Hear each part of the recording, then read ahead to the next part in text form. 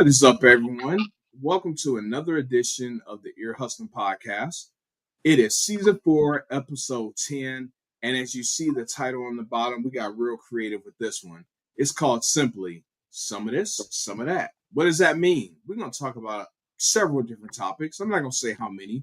But before we get into that, let's talk about what's important. Let's go to one of the most important people. Oh, Soleil's not here. So in that case, we'll just go to Eric. Eric, how you been, man? You know what? I appreciate the love that you've shown. How was your time off last week? It was great. It was great. Got a lot of stuff accomplished. It had some travel today as well. So things are picking up at work, and it's just a busy day. You know how it is, man. You just racking up those frequent traveler miles, aren't you? It's driving, so I'm racking up some driving miles. That's for sure. Well, let's say frequent traveling miles. Don't you get like a little bit of an incentive, for that? You're putting the miles on your vehicle, yada yada Yeah, yada. yeah, I get a little something. It's cool because sometimes the mileage is greater than what I put in my gas tank, but it's still wear and tear on both the car and my body. I was tired as hell coming home today, but it's all good though. I ain't complaining. I love what I do. Okay, well that's good. Yeah, you look a little refreshed. You look a little. I don't know. Is there something different? Oh no, facial hair. Yeah, yeah. I shaved a little bit. I got into a fight with the razor, and the razor won. Well, you definitely look like you're a couple of years younger for sure. That's awesome. Oh, Sounds whoa. good. Let's get too extreme here. You know what, Get Shelby? too This is no Diddy conversation. You stop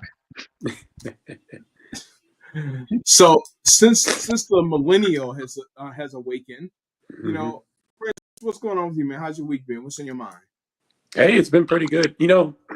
I was sitting here thinking about it, and because we're missing one of the people that's usually on here, but I was thinking if the podcast was just us three all the time, I thought of a renaming, a new name that we could have for the show. Oh boy. Why did you? No, Oh it's just boy.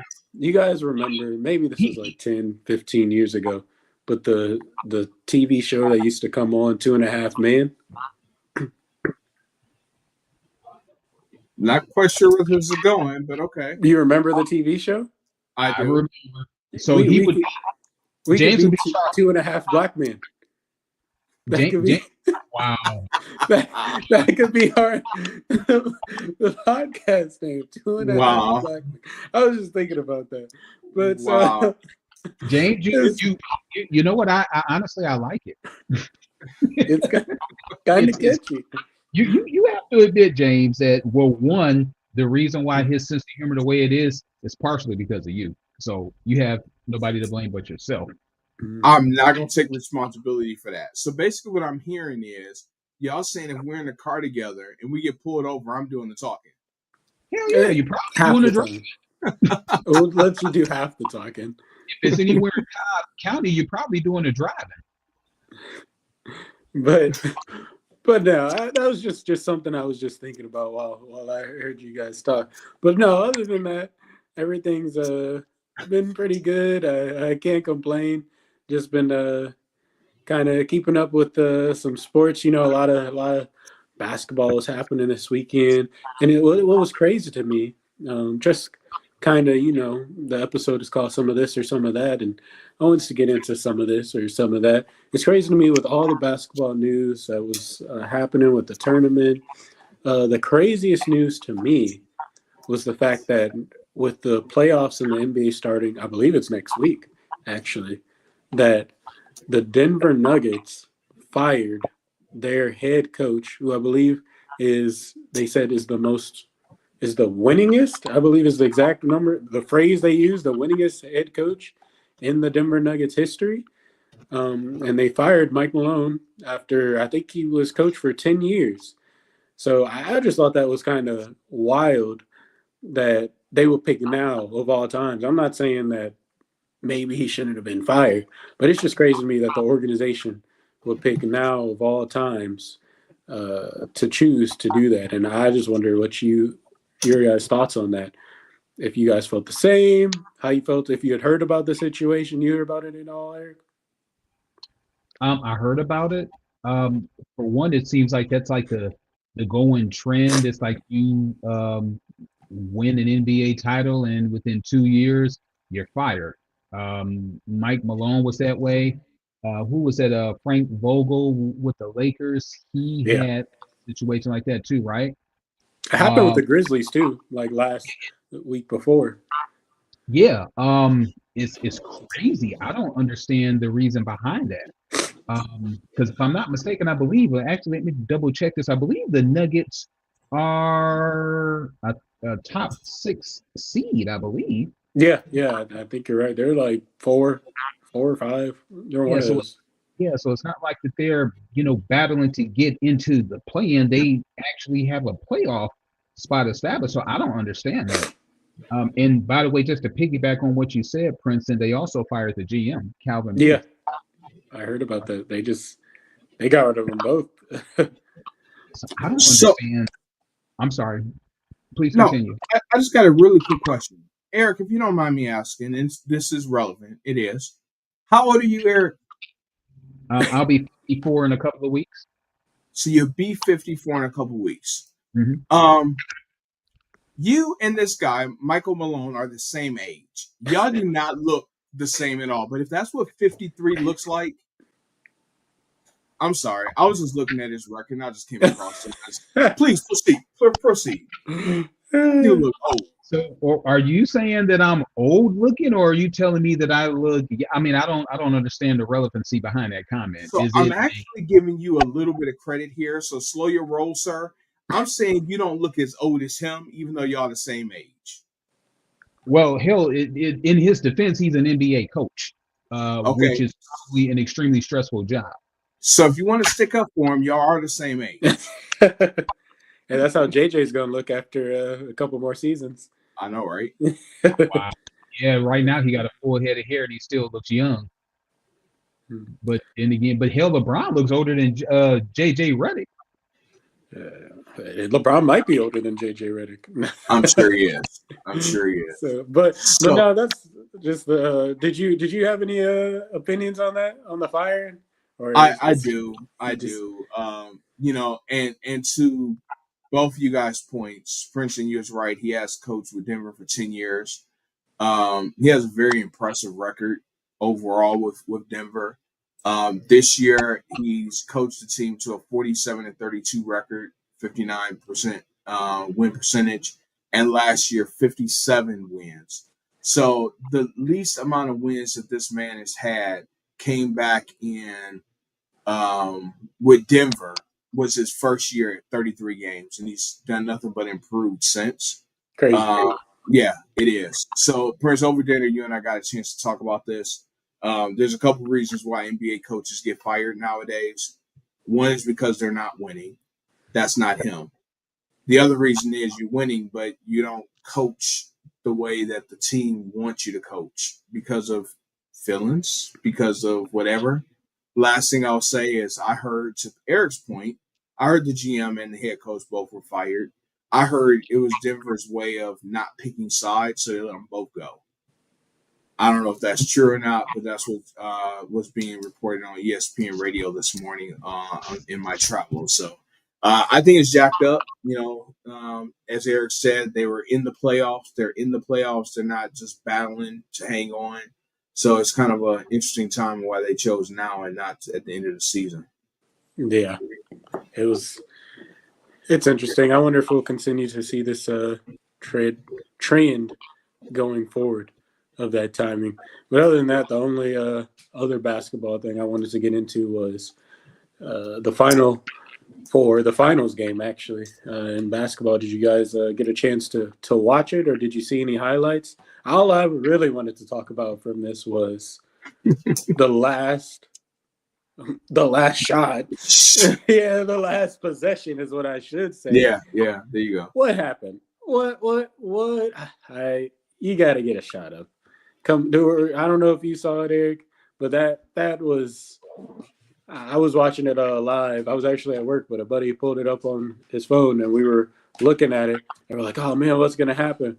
Gets the ball, They're like, oh, this is a chance they can tie it up or win it. I think they're only down by 2. Everyone shoots a 3 today, so of course there's no such thing as driving it in for a layup. But not to even get a shot up, come on, that was pathetic, man. Pathetic. Yeah, to your point, absolutely pathetic. They didn't even try. I mean, technically did try, but that wasn't much of an effort, And I just love how Houston players just kind of was just standing around and not thinking about, oh, let me grab the ball. Right? Even Florida players were kind of just looking, whatever. But he's the only one that had the wherewithal not to touch the ball and just like, come on, y'all, do something. But, please. Yeah, that was horrible. Horrible. It's so crazy. But yeah, that's all I had for basketball. But a little bit of something else, a little switch up, a little commentary that we haven't talked about to this point. But considering, I think it makes sense with the time, considering where you're going to be next week, Eric. But I want to get into a little bit of wrestling, a little bit of what maybe perhaps predictions, but we don't necessarily have to do predictions, but just thoughts as far as going into WrestleMania. I think it's not this weekend, but the following weekend on some of the storylines going in. So I'll start with you, Eric, since you're going to be seeing it live in person. Maybe what are some of the storylines that interest you the most, some of the matches that you're most looking forward to seeing? Anything that stands out to you? Yes, it is. First, I'd like to say that this It's Wrestling segment is brought to you in part by Johnny. The reason why we are going to WrestleMania. We'll be there Saturday and Sunday, the 19th and the 20th, seeing it live and in living color. So I think that there's 2 matches that intrigue me. One is the triple threat match between CM Punk, Roman Reigns, and Seth Rollins, who were supposed to be the original Shield. So that has me intrigued.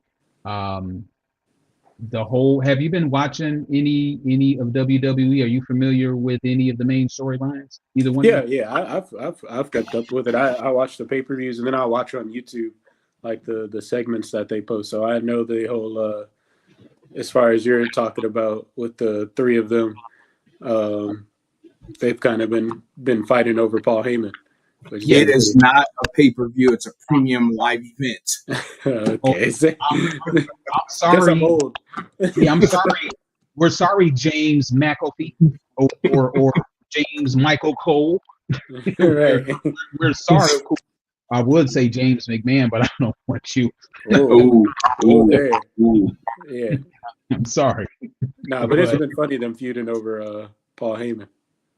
Yeah, it definitely is. And I thought that kind of came, I mean, you could see it coming, but how they were going to actually, integrate that into it being an important piece of their match was like really, really crazy. Mm-hmm. So I thought that was very creative by Triple H. Another match that I'm very interested in, and I wasn't up until last week, is Charlotte Flair against Tiffany Stratton. Did you hear some of the stuff, how they was flaming each other? Yes. Her winning record is better in the ring than it is outside the ring in her personal life. She's 0-3.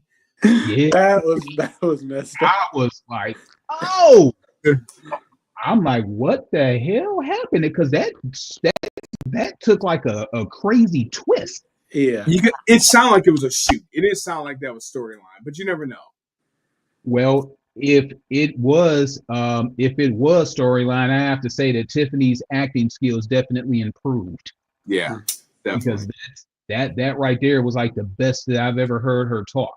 Her voice is a little whiny, but I don't think that they've got her. She is athletic, but I don't think that they've got her there because of how pleasing her voice is. No. I would say, hey, I respect it. She needs to get her shots in when she can, because we all know the WWE. Charlotte wins, so use the spotlight while you can before it's all over and that title is back on a Flair's hip. Well, as they say, Vince ain't there no more. so, so you know what? That time could be gone, but Charlotte is a household name. Uh, Another match that I'm really interested in is Bianca Belair, Rhea Ripley, and Io Sky. Yeah, I think that might be a sleeper one. Like one of the ones you don't really think about in the grand scheme, just because there's so many good matches on there. But I think they could just like tear the house down, if you will, with their actual in ring ability, because they're all really good. Yeah, they are. They really are. One thing I am gonna miss though, if it is true about Kevin Owens not wrestling, so that means that I'm gonna miss out on seeing Randy Orton in WrestleMania. That's actually Johnny's favorite, is Randy Orton. So if That was sad news. Yeah, if it's real, I mean, if it's real, it's real. if not, then KO deserves an award for his acting skills because that right there, ooh, like neck injuries. Ooh, man, I mean, Big E broke his neck, and thank goodness he's still able to walk. But yeah, he hadn't been able to wrestle. I think Corey Graves had the same thing. James, I think your favorite wasn't Edge one of your favorites? No. No. No. That was the other James. Oh, okay. Well, what about Daniel Bryan? Because I think he was another one that had a neck injury. Yeah, he did. I never was a fan of his. I hated him, actually. I mean, damn. I mean, shit. Other than Ricky Steamboat and Randy Savage, who were your favorites? I didn't like Ricky Steamboat either. Do you even know who I am, sir? Do you even know me? Yeah, I thought that you was a Steamboat. He likes, ooh, Macho Man. Yeah, okay. Macho Man was my guy. Okay. But those other guys, those other jabronis, no, thank you. But yeah, neck injuries are always the way they look so stiff after, even if they do come back, and even if he is cleared, it's never the same, unfortunately. So Eric, basically what I heard when you was going through what you're looking forward to WrestleMania. You went through the whole card basically, which is fair. Yeah. WrestleMania is one of those cards. I am looking forward to WrestleMania. I mean, plus get a chance to get out and catch some sun, go to Vegas, spend some time away from the Michigan environment. I mean, you can relate to that. You were in Vegas recently. Yeah, definitely. Looking forward to going back too. But, one match that I'm looking forward to that I didn't hear you guys talk about, and I'm hoping what I expect to happen happens. And I really don't know if we want to get into predictions because it'd be nice to have a little friendly competition on this. But I'm looking forward to the United States Championship match. LA Knight and Jacob Fatu. I'm definitely looking forward to that. I'm hoping what I want to happen happens. We'll see. As crazy it may sound, but I'm also looking forward to Jade and Naomi, as well. Yeah. I say that because Jade has not been very clean in matches, but hopefully this time away, she was able to, get some extra time in the ring and, polish some of her skills. She's looked great, in her attacks on Naomi. So I'm definitely looking forward to that one as well. She has the look. She just gotta, like you said, put it together in the ring. So I think that's why they had them as a tag team for so long, gave her that more time to get in ring work without doing like solo matches. So I think this will be this WrestleMania will determine where she'll go afterwards. If it's a good match, I could see her winning the championship. If it's just a whatever match, then back to the tag team division. Yeah, basically. I'll tell you, her look. She looks like a freaking superhero. This woman's abs. Like her whole body is phenomenal. But the way that she looks like a damn superhero. Could you take her? Huh? Could you take her 1-on-1? Would I take her 1-on-1? Yeah, would you fight her 1-on-1 in the ring? Oh no, I wouldn't fight her. Would I take her 1-on-1? Yeah, I wouldn't fight her. That's not what I meant. You did ask Eric, would he take Jacob Fatu 1-on-1, right? No, Yeah, I sorry, wrong person. Wrong person. Jacob, no. You know what? If I was in prison, it'd be one of them situations where I'm hanging myself. I'm like, no. You know what? I do want to point out two other things on the card before Prince. I don't know if you have anything else on WrestleMania. One, I had no idea. I was looking at the card before as we were getting ready for the show. I had no idea AJ Styles versus Logan Paul was on the card. I had no idea on that one. So that was one that slipped in on me. Didn't know about that. I can care less about that one. Nothing to know. Okay. The other thing is what are you guys' thoughts on the World Heavyweight Championship match? It really seems like it's kind of taking a little bit of a back seat, if you will, for some of the other matches, because for that not to even be the headliner, Jey Uso versus Gunther, that taking a back seat to Roman, Seth, and CM Punk. What are your thoughts on that? Prince, let's start with you. I wish that I think it got pretty decent. I don't know if you saw the stuff they did with Jimmy and him pretty much killing him dang near while Jay had to watch, and I think that made it a little bit more exciting, if you will, just to like put more stakes on it, something to look forward to and seeing it. But I kind of wish that they used Jay, or that they gave him a chance with the actual title more during his bloodline peak, if you will, when they were doing all this, when he was doing more stuff with Roman, and I feel like that's when he was at, like, I get he's still really popular and people love doing the chant in the crowd and doing all that, but he definitely doesn't feel as big to me as he did when he was like challenging Roman for the title. And I kind of wish he would have had it then, and it just kind of feels like consolidation now, like, because you put in the work, we'll just give you the title now, if you will. So, Eric, you're going to be the tiebreaker because I actually disagree, Prince. I actually think that he's more ready now, but I still don't think he's ready. I still don't think he's the main event Jey Uso. I don't think he, really is that guy. In my opinion, he should be a mid-card champion, intercontinental or U.S.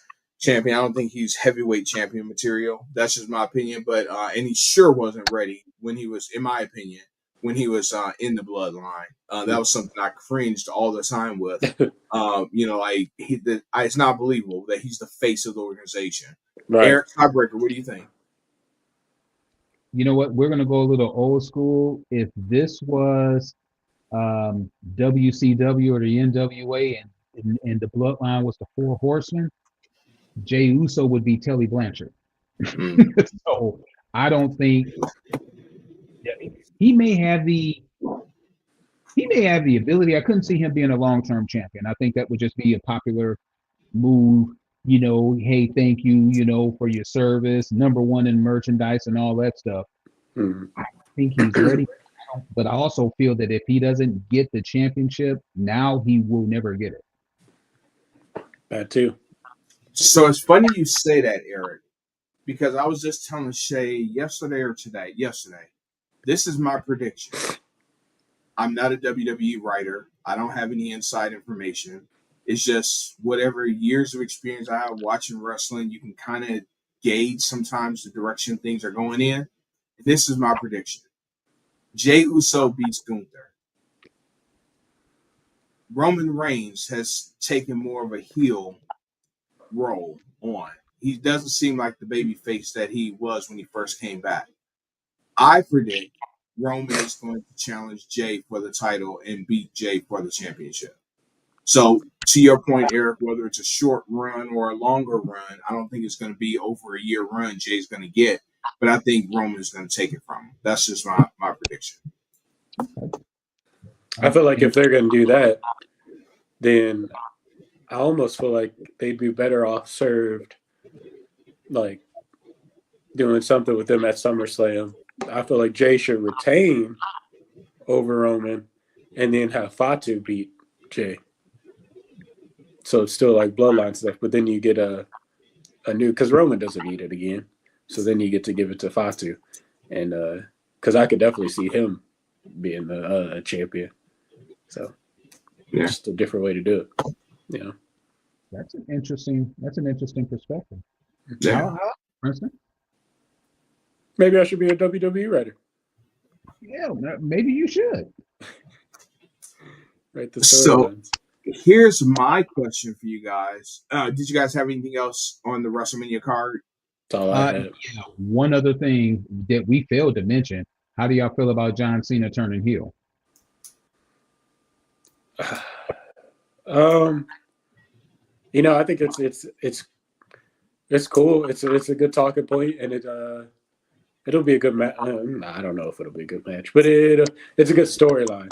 I'll say headed into WrestleMania, it's something that I know a lot of people have been wanting to see for a long time. To be honest, I was never really a big John Cena fan, one way or another. I was never like one of those boo Cena just because kind of guys. But I was just indifferent of him. He was never that crazy. Like Godmom, I was more of a Randy Orton fan. So that's my thoughts on that. It's a cool storyline, but I don't know how believable it is. Yeah, that to me, Prince, is the biggest point right there. I don't know how believable it is. It was very entertaining when on his turn, and I like how he speaks the truth now. I like that, but he's not believable to be a bad guy. He's not. Yeah. Eric, what you think about it? Well, at least not this version. Now, when he first started wrestling, when he was the doctor of Thugonomics, he was very entertaining as a heel. Wasn't he? Okay, I don't mean to be a racist here, but wasn't he just playing a black guy pretty much? You know what? John, before he became he really thought that he was going to, be a rapper. You can kind of see that John had skills when it comes to like roasting people on the mic. Yeah. So you may want to just look at some of John Cena's early stuff, especially when he became the doctor of Thugonomics. He was funny as shit to me. Maybe I'll check it out. I could definitely remember when he first debuted. Pop quiz, Prince, you're gonna fail. Don't even hurt yourself. Eric, when he first debuted, what was his name? John Cena. Oh, was it in WWE or was it in development? WWE. Hell, I thought it was John Cena. Nope. Oh, you failed. Prototype. I thought he was prototyping in the development. I didn't know that he debuted as prototype. Yeah. Okay. We actually I don't remember when he changed to John Cena, but Shay and I went to a live event and he was there and he was prototype. Yep. The more you know. So yeah, exactly. Now you guys are gonna be able to sleep very well tonight. Yes. Now I still want to say something on wrestling. The night before the Hall of Fame induction, the Hall of Fame class this year is headlined by Triple H, also Michelle McCool, Lex Luger, the Natural Disasters, as well as the Legacy Wing is going to include Kamala, Dory Funk Sr., and Ivan Koloff. Eric, I'm going to start with you because Princeton might be thinking like, who the hell are some of those people? And that's okay. Princeton, how many of those people do you know?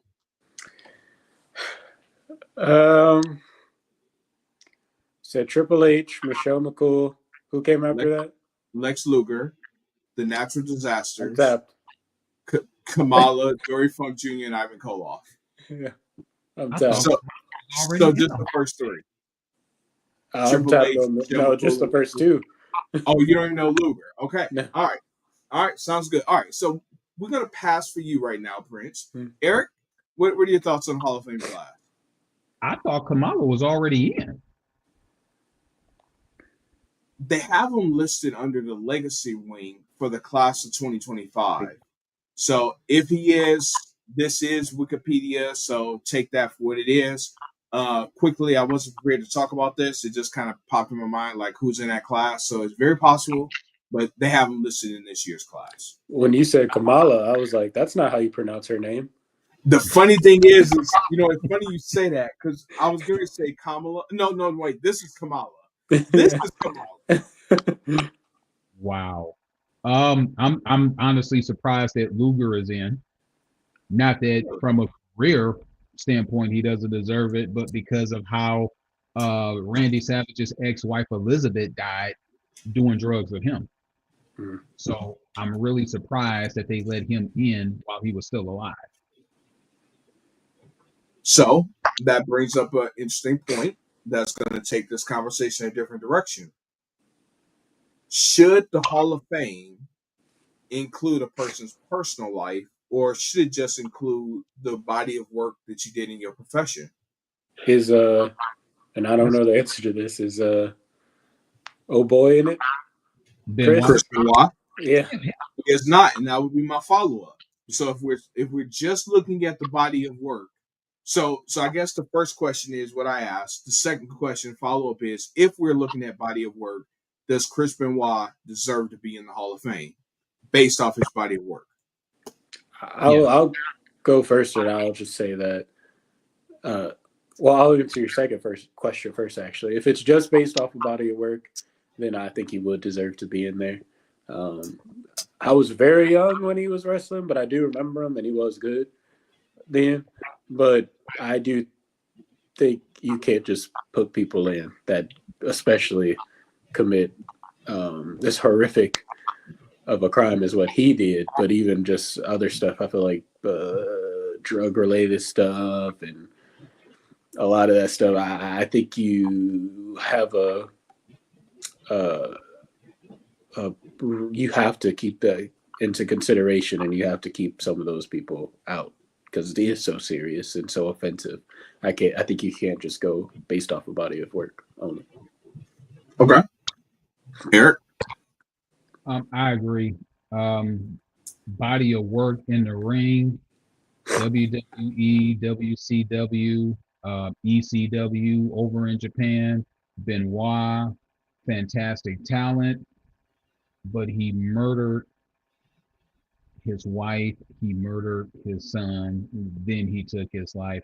To be honest with you, if he just would have killed himself, I think that he probably would still get in. But the fact that he murdered his wife and he murdered his son, there's just no way that I could see WWE, at least not while people remember him. Now, maybe 20 years from now, maybe. No, but I just don't see it.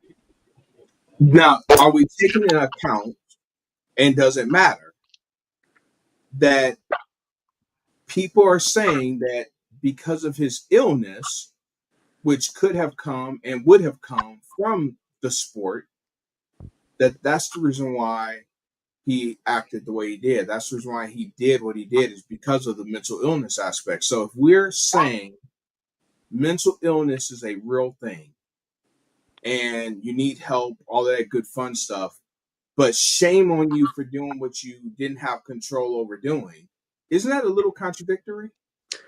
I'm not saying it's right, but I feel like, because I've heard that too, that I believe, like, because they said CTE, he could have suffered from that, and that could have been the reason why he did that. But whether it's right or wrong, I feel like that's even more of a reason why they wouldn't want to highlight that, because they wouldn't want to be held accountable, if you will, for knowing that, yeah, some of the stuff that we do in wrestling can cause people have head injuries. People can get CTE, and I don't think they'd want to shine light on that. Not saying that's a good reason, but I could see that even being more reason for them. Like, whoa, we don't want to be now associated with us letting them in because we kind of caused this injury that caused this guy, one of our employees, to do this to their family. So I just think they want to scrub themselves of that, or any other wrestler that could do something like that. I mean, even the people that just do like steroids and stuff, like, you could argue that they do that for the job as well, because you got to maintain a look and you got to look a certain way. So that's the only reason they're doing the steroids and stuff, to look a certain, have that look. And that was Lex Luger. Take a look at, and I'll show you, Prince, some old pictures of Lex Luger, and look at him now. Totally different. And he is someone that used steroids and, had a $1 million body, right? You remember Yokozuna? Yeah, I remember. He body slammed Yokozuna. Not some weak dude can do that, No, right? no. So he was always physically fit, always really buff, and now he's in a wheelchair, and real skinny. So, but nevertheless, that's another whole nother conversation. But um, Eric, you want to close this conversation out? Yes, I think that WWE has already taken the heat from the whole Chris Benoit situation. So if they decided to let Chris Benoit in, I don't think that it would just be this big uproar. Because of Benoit, that's when they really started doing changes as far as like head injuries, you know, drugs in the sport, things of that nature. So some people may say too little, too late, but there hasn't been a situation where a wrestler has died because of drugs, at least not actively. I think Eddie Guerrero might have been the last person that died because of past drug use. Um, but I think that WWE, I mean, a lot of the stuff that happened when Benoit, to be frank with you, was pre WWE, those injuries. So should WWE be held liable for the first 15 years of Chris Benoit's career when he was like flying headbutts? I mean, no. I mean, nobody really knew anything, about that. Just like so many other things that have came to light, about mental health. Um, but that's all I really have to say. I don't see the WWE putting Benoit in, and I'm still surprised that Lex Luger. Awesome. All right. One thing that I wanted to discuss before we turn it over to we got Mr. Consistency here in the middle, and we got Mr. Serious over here on the wing. So before we get into a very serious conversation, I got one last thing for you all. Are you all familiar with a WNBA player named Dejanay Carrington? Have you heard of her? No, I can't say that I have. Dejanay. Man, that kind of sounds familiar. What team? So she plays for the Dallas Wings, and she is a wing. Matter of fact, for dinner I had wings. But anyway, totally unrelated. Anyway, Dejanay Carrington plays for the Dallas Wings, and she recently took to Twitter, and she had a very interesting idea when it comes to college sports. And I would love to hear you all's take on this. She suggested that college athletes get one free transfer, but after that, then you have to start using a red shirt year or something like that. I do believe that college sports have become a free for all in the transfer portal, and people are just freely able to transfer for any and no reason at all. So, what do you guys thoughts on the transfer portal? First, start with you and her idea, her suggestion of one free one, but then after that being red shirt. Especially when it comes to these athletes.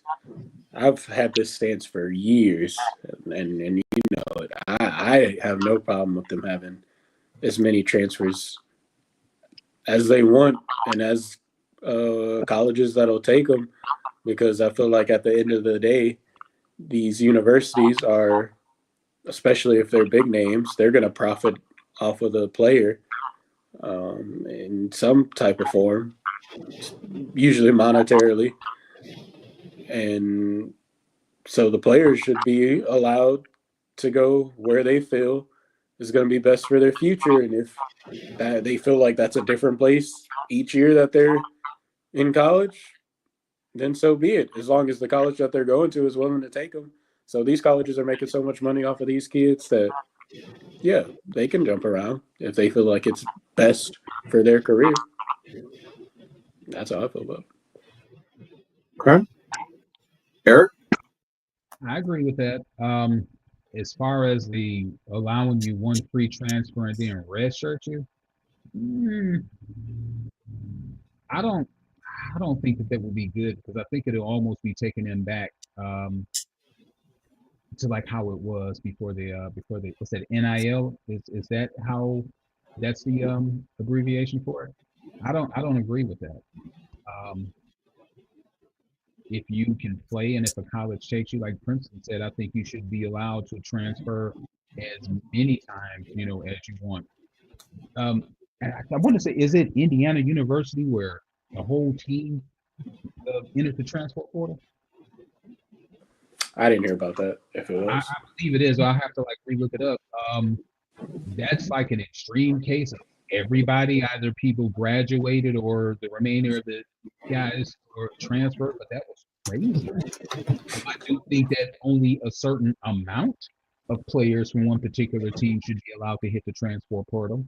Um, and actually, once you hit you know what? Actually, I think I want to backtrack on that. I think you should be allowed to hit the transfer portal. I think you do have to. I think you should have to play 1 year, 1 year at your school, maybe two. I don't know if that was regulated or not, but there needs to be something that's done. So I guess I'm indifferent. I don't know exactly. I was gonna say we saw your mind change in real time. So It's like I got to thinking about it. I'm like, shit. I mean, yeah, I'm indifferent. So I'm this is still what I just saw. I did a quick Google search and I see a report saying, and I don't have the age on this report, so I don't know if this is new or if this is old or what.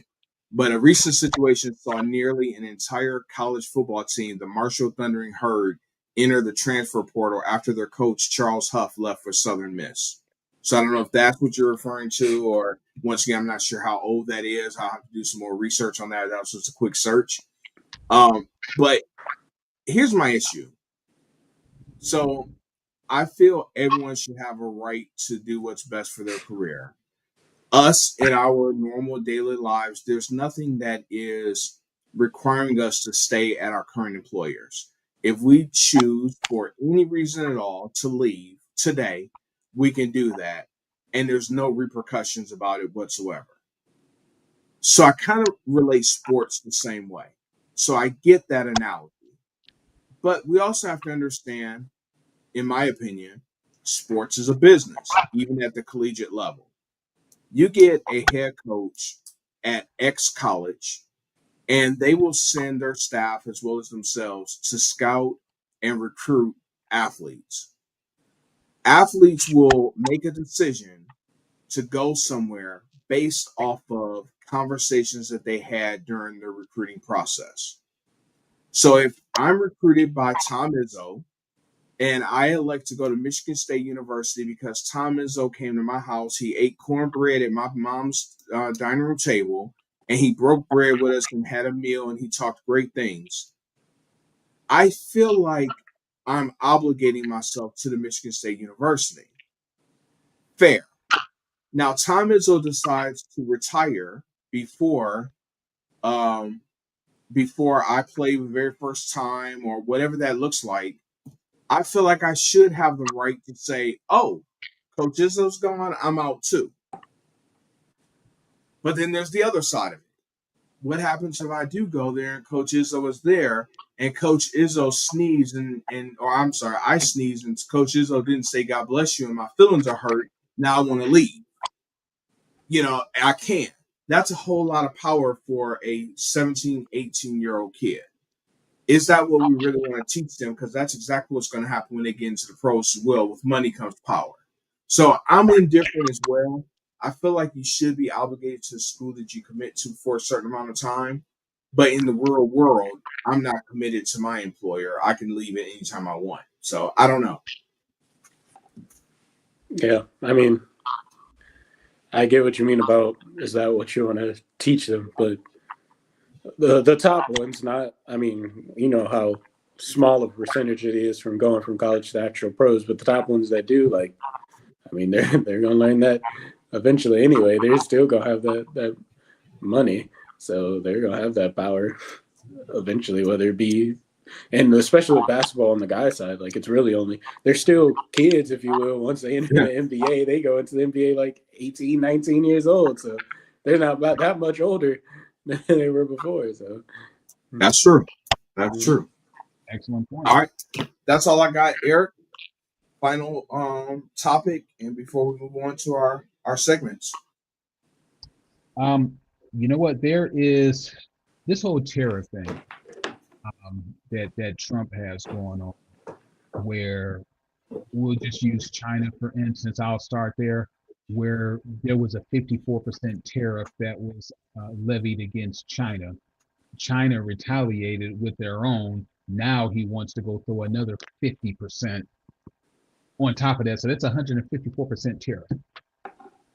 The stock market did make a little bit of a comeback, but you know what? I'm just so sick and tired of politicians in general, and we just happen to be talking about Trump playing chicken with our lives. You pissed off China. You pissed off our two neighbors and our two biggest trading partners in Canada and Mexico. Who makes Canada mad? I mean, come on.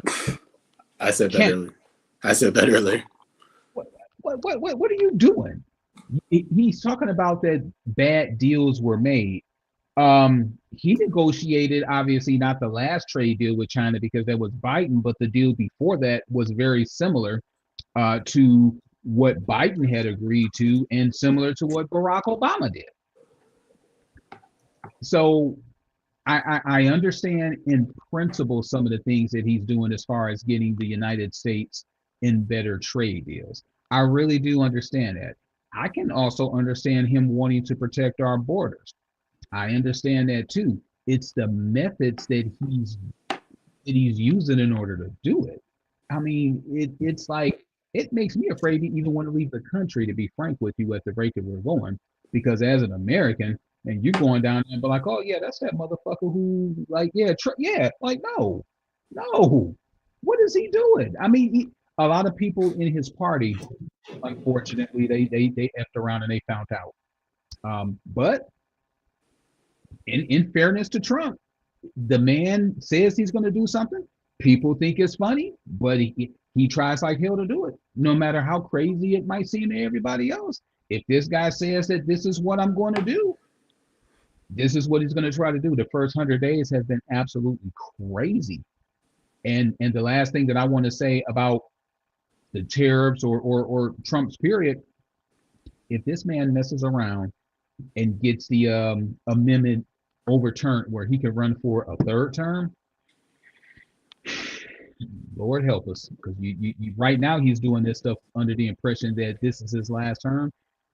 If he gets this thing overturned, let's just say the second year in his presidency, knowing that he could potentially have 6 more years, God help us. Yeah, I mean, what you said is definitely something I had just said earlier, not too long ago, when I was talking with my dad about how do you get Canada mad. They don't get angry at anybody, but it sucks to me that we are all Americans in a whole are judged off of our leader, no matter if you chose to have that leader or didn't choose to have that leader. But we're all judged off of that, and we're all kind of, the world, if you will, sees us as fools, really, and it's almost makes a mockery of us, and we're all viewed that way. Kind of sucks, but that's just where we are. That's how I feel about it. Well, I was hoping I had another moment to find out something. During the election, he ran off of lots of different things. One of which was that he was going to bring the cost of groceries down.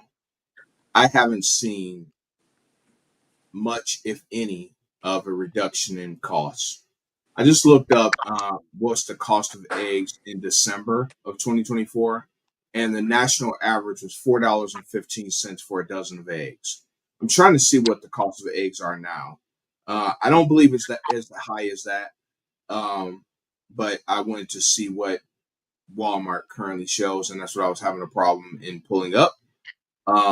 But it is doing it now, so I'll see in a second. Might be able to find it quicker for you. Yeah, I appreciate it. So yeah, look that up, please. Once again, we saw the national average. That doesn't mean it was Walmart. It doesn't mean whatever. Prince is going to look at locally here in Carrollton. So who knows how off that price is going to be, but nevertheless. But what I had an issue with that I found interesting is this morning I was telling Princeton about this. I heard on I'm gonna say ESPN. Other than whenever you're ready. What is it? For a 12 count, $4.97 for 12 large white eggs. Oh, so it's actually higher than what the national average was. in December. So what Um, pisses me off?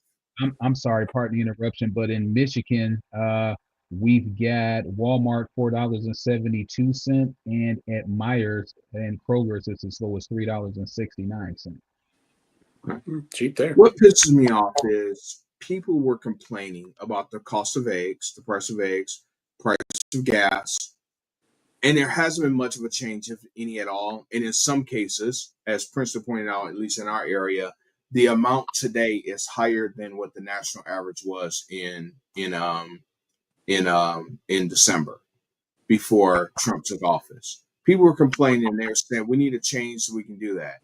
He has not addressed that at all since being in office. But what he has done is he put tariffs in place, which has made prices for other things to rise. But something I really struggle with, something CNN reported, and I just did my own research to see it as well. This morning on Truth Social, Trump took to Truth Social to say this is a great time to buy DJT. DJT, of course, is his initials, but it's also the initials for his company. At that time, prices was really low. A lot of people bought into his company. Hours later, he put a pause on tariffs. His company, along with others in the stock market, rose. They grew out the roof. A lot of people made a lot of money today on his business and as well as others, of course, including him.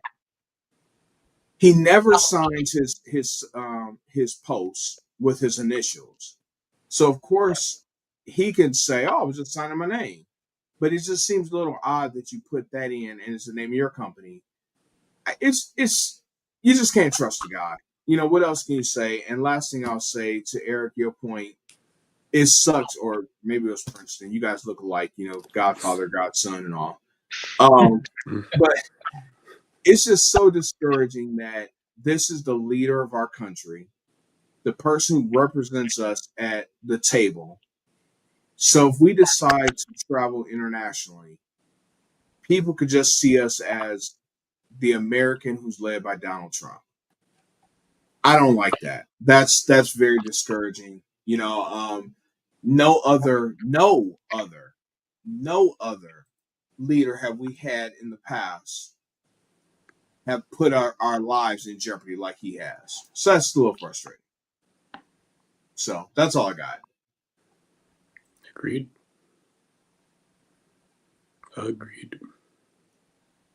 Well, with that being said, on to a lighter topic, I guess. What's next? Well, that's all Princeton I had. We got 7 minutes. So Mr. Consistency is going to be telling us we probably need to move on to this day in history. Need to wrap those segments up. Yes, sir. Hold on 1 second. I am going through my notes real quick. Okay, here we go. So, April 9th, there are actually several things that have occurred, but we're actually going to do something that's related to what's going on with you good folks down south over there in the great state of Georgia. On April 9th, 1865, Robert E. Lee and Ulysses S. Grant met, marking the end of the Civil War. So I think that's pretty significant, and I've always just wondered, has nothing to do with anything, but how different would things be had the North lost the Civil War? Where would we be right now?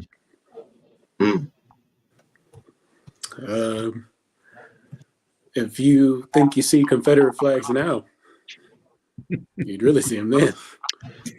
They'd be everywhere. Agreed. Do you guys? I still don't. Okay, maybe because I don't know if you.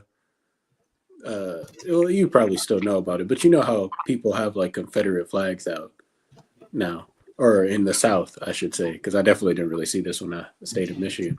I just still don't understand. I've never understood the whole, like, we're just trying to show our Confederate Southern pride. I couldn't get the concept of it towards you. Like, what?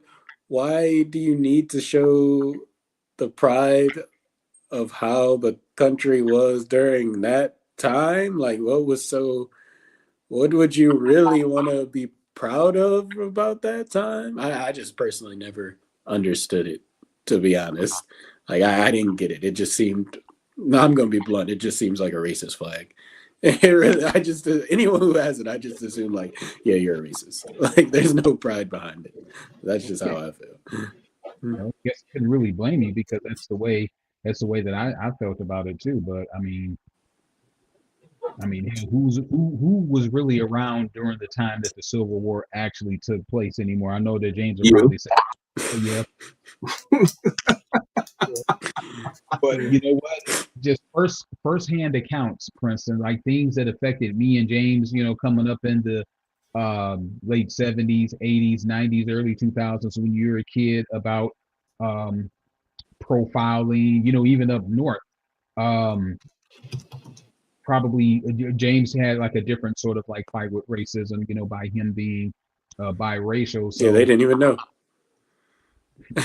what is you mentioned that, but Heaven up until what like 3 or 4 years ago didn't know that you were that you were mixed, James. Do you remember that? Oh my goodness! I really wish that she wasn't so camera shy. I really would like to have her tell that story, but But yeah. but in all seriousness, though, some people just don't get it. If you don't go through it, then you think people are overreacting. But shit, even the stuff that we see on these like movies that they make now about racism, it just doesn't really do it. It really doesn't do it justice because it no matter how you portray it on camera, it's just it's just not the same, especially listening to some of my elders, telling me about the dogs being sacked on you, the water cannons, bullets, tear gas, all that stuff, man. That stuff was just inhumane. Yep. Mm-hmm. Yep. Most definitely. Most definitely. Well, as usual, Eric, we can definitely thank you for bringing down the mood. We had a great conversation about WrestleMania and college sports and NBA, and then there was you. No, I'm kidding. No, that's definitely much needed information.